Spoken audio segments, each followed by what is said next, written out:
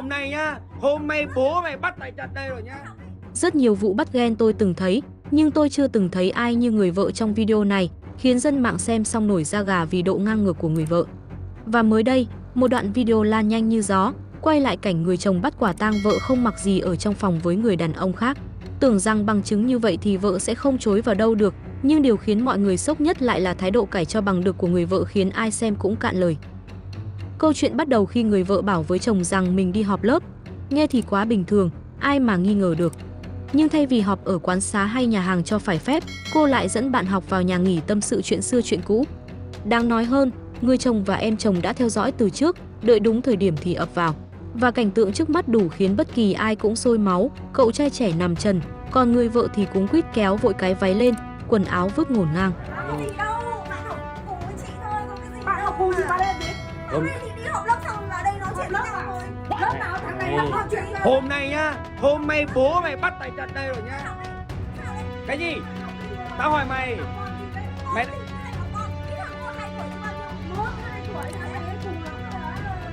Tao không cần biết, tao không cần biết mày cặp kè với đứa nào, nhưng mà giờ tao bắt tay chặt đây rồi. Mày giải thích cho tao, mày cho tao một lời giải thích. Mày cho tao một lời giải thích.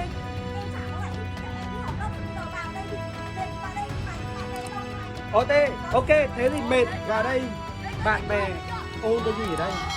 Tao hỏi mày ôn gì đây? Tâm sự cái gì? Tâm sự cái gì mà một nam một nữ ở trên cái giường trùm chăn lại với nhau, quần áo thì cởi đây, quần áo nó đây. Hả? Hôm nay hơn 70 tuổi, quần áo đây. cái trường hợp là nắm. Hả? Tao mà không vào kịp, tao mà vào chậm tí nữa nhá. Tao mà vào chậm tí nữa chắc thấy chúng mày đang ấp thịt nhau rồi đấy. Này. Chị vào đây làm gì mà bảo là đi tâm sự thôi. Bây giờ cái gì đi quán cà phê cũng tâm sự được à? Sao phải lôi nhau đấy? Này, tao hỏi mày nhá. Tao hỏi mày. Cái lớp của mày đúng không? Cái lớp của mày bao nhiêu đứa? Tại sao mày không tâm sự với những đứa đấy? Không tâm sự với đứa con gái nào? Tại sao lại hai? Thế nhưng điều gây phẫn nộ nhất lại nằm ở chỗ, cô vợ vẫn cố cãi mọi thứ, cãi đến mức khó tin. Nào là bạn học thôi có gì đâu, anh nói linh tinh, em chưa làm gì cả, rồi còn lươn tới mức bảo anh bị thần kinh à. Trong khi bằng chứng thì nằm trình hình, hai người trên giường, chùm chăn, quần áo rơi đầy dưới đất, thằng kia thì chưa kịp mặc gì. Người chồng hỏi dồn từng câu, từng lời, giọng run vì tức, tại sao bao nhiêu bạn không tâm sự, lại chọn một trai một gái vào nhà nghỉ, lại chọn nằm chung giường, tại sao quần áo rơi hết như vậy, và nếu không ập vào kịp thì không biết chuyện còn đi xa đến đâu. Những đứa đấy không tâm sự với đứa con gái nào, tại sao lại hai đứa một trai một gái đi vào nhà nghỉ tâm sự cái gì? Thân gì? Thân thịt à? Hả? Chị chê anh đâu, bắt đầu chị đi cặp cái thằng trẻ anh này nè.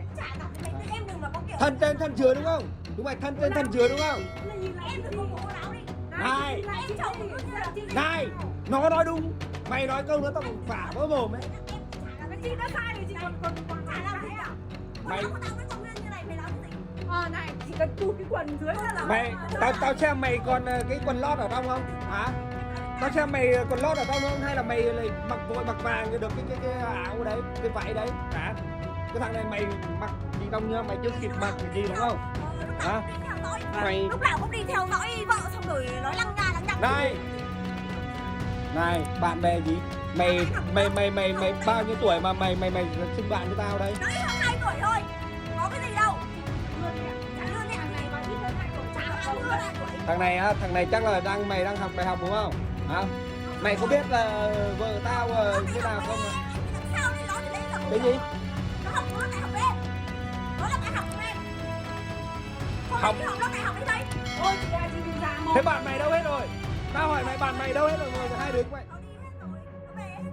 Về hết rồi, tại sao mày không về với con? Cậu trai trẻ thì ú ớ chẳng biết nói gì, còn cô vợ thì càng nói càng tự bóc, càng chống chế càng lòi lỗi. Chồng nhắc lại chuyện trước đó đã từng nghi ngờ, từng bỏ qua một lần khi cô có dấu hiệu thầm thì với người hàng xóm. Đến lần này thì không còn gì để níu kéo nữa. Anh nói thẳng, từ giờ đường ai nấy đi, con cái để anh nuôi, và cảm ơn chàng trai trẻ vì nhờ vụ này anh mới thấy rõ bộ mặt thật. Anh không đánh, không đập, chỉ quay lại để mang bằng chứng ra tòa. Về hết rồi, tại sao mày không về với con với cái, về nấu cơm cho chồng con? Chơi thân xong rồi giờ chúng mày vào đây chơi nhau luôn à? Hả? Vớ vẩn như nào? Tao hỏi vớ vẩn như nào? Đây nhá. Thế mày đứng dậy mày lột xem ở dưới con lót ở trong không? Thế mày dám đứng dậy mày vạch lên còn lót trong không? Hả? Vì cái tính lăng loàn của mày, tao theo dõi nhá. Trước mày đã thâm thụt với thằng Giang hàng xóm, tao bỏ qua một lần rồi. Mày mà đứng lên mày còn lót ở đâu tao hết tên mày. Nhưng mày giờ nhá, quần áo nó cởi hết đây này. Nó cởi lên việc của nó là con trai thì nó cởi trần lên là như nào, có vấn đề gì đâu. Mày bị thần kinh không? Em bị thần kinh ý. Mày bị thần kinh không? Mày gái đã có chồng rồi, mày vào với một thằng con trai nó cởi hết áo quần nằm với mày. Thế mày nghĩ tao như nào? Đây nhá, tao quay lại, tao gửi về, tao đưa về cho bố mẹ mày, cho họ hàng nhà mày xem là có tin được là mày vào đây chơi cùng với bạn thân mà không làm gì đâu nhá. Cái gì? Tao nói mày nhá. Tao đến đây. Dân mạng xem xong chỉ biết thốt lên, ngang ngược đến mức này thì chịu, sai rành mà vẫn cố cãi, phục độ lì, anh chồng quá bình tĩnh chứ người khác là vỡ nhà nghỉ rồi. Về thái độ của người vợ, nhiều người phân tích rằng đây không chỉ là sự lươn lẹo mà còn là biểu hiện của việc thiếu tôn trọng gia đình, coi thường chồng, coi thường cả những giá trị đạo đức cơ bản. Trong khi đó, người chồng dù tức giận vẫn giữ được bình tĩnh, điềm tĩnh giải quyết bằng chứng, chuẩn bị pháp lý và giữ an toàn cho con cái. Câu chuyện này cũng đặt ra vấn đề nhức nhối trong hôn nhân khi niềm tin bị phá vỡ, những hành vi phản bội dù là nhỏ hay lớn cũng có thể khiến hôn nhân tan vỡ nhanh chóng. Việc theo dõi, quan sát hành vi của vợ chồng có thể trở nên cần thiết trong những trường hợp nghi ngờ, nhưng đáng buồn thay, đôi khi mọi thứ đã quá rõ ràng mới phải đối diện với sự thật. Lúc đến đây ấy, trước lúc vào đây ấy, tao cũng đang nghĩ rất nhiều rồi. Tao bỏ qua cho mày rất nhiều rồi. Từ bây giờ, đường ngang này đi. Thế nhá. Còn con cái mày để tao nuôi. Mày từ bây giờ mày cút. Còn thằng này nhá, tao không thèm đánh mày. Vì sao? Tao không thèm đánh mày. Vì sao? Vì tao cảm ơn mày để tao nhìn thấy được cái bộ mặt của vợ tao nhá. Bây giờ ly hôn, thế thôi. Tao không đánh mày. Tao có bằng chứng để ra tòa rồi. Tao không thèm nói mày nữa. Tao không thèm mày nữa. Mày nói nữa là thôi máu tao lên tao đánh chết cụ hai đứa của mày đấy. Mày nói ra đấy.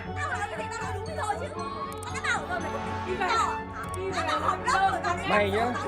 Tao đang điên lắm đấy nhá. Mày nói ra. Phản ứng dân mạng cũng chia thành nhiều luồng, một số người tỏ ra bức xúc với hành vi của người vợ, một số lại khen ngợi sự điềm tĩnh và khôn ngoan của người chồng. Nhiều bình luận còn đưa ra những lời khuyên dành cho các cặp đôi, hãy nói chuyện thẳng thắn, đừng để mọi thứ tích tụ thành nghi ngờ và mất niềm tin. Nếu đã lỡ sai, hãy dừng lại và sửa chữa trước khi quá muộn, niềm tin là nền tảng, mất niềm tin là mất tất cả. Vậy bạn nghĩ sao về câu chuyện này? Trong tình huống tương tự, còn gì để cứu vãn không? Liệu người vợ có đường quay lại hay mọi thứ đã kết thúc ngay khoảnh khắc cô bước vào căn phòng ấy? Bạn có đồng ý với cách xử lý bình tĩnh, điềm đạm của anh chồng không? Đây không chỉ là vụ việc của hai vợ chồng họ mà còn làm người xem rút ra một bài học rõ ràng. Hành vi ngoại tình, nhất là khi bị bắt tại trận mà vẫn cố cãi trắng trợn, không chỉ làm tổn thương chồng con mà còn đẩy hôn nhân vào vực sâu không lối thoát. Vợ chồng sống với nhau phải có niềm tin, nhưng niềm tin đã gãy thì khó lành. Lời khuyên cho các cặp đôi, đừng vì phút bốc đồng mà đánh mất gia đình và đừng để khi mọi thứ vỡ tan rồi mới nói câu giá như. Đây là câu chuyện cảnh báo cho tất cả các cặp vợ chồng, sự trung thực, tôn trọng và giữ niềm tin là điều không thể thiếu trong hôn nhân. Nếu đã có sai sót, hãy sửa chữa sớm, đừng để mọi thứ đi quá xa mới hối hận. Bạn nghĩ sao về câu chuyện này? Mạnh dạn để lại bình luận để mọi người cùng bàn luận nhé. Cảm ơn các bạn đã quan tâm theo dõi. Đừng quên đăng ký kênh Tin Hôm Nay để xem nhiều tin tức hơn nha.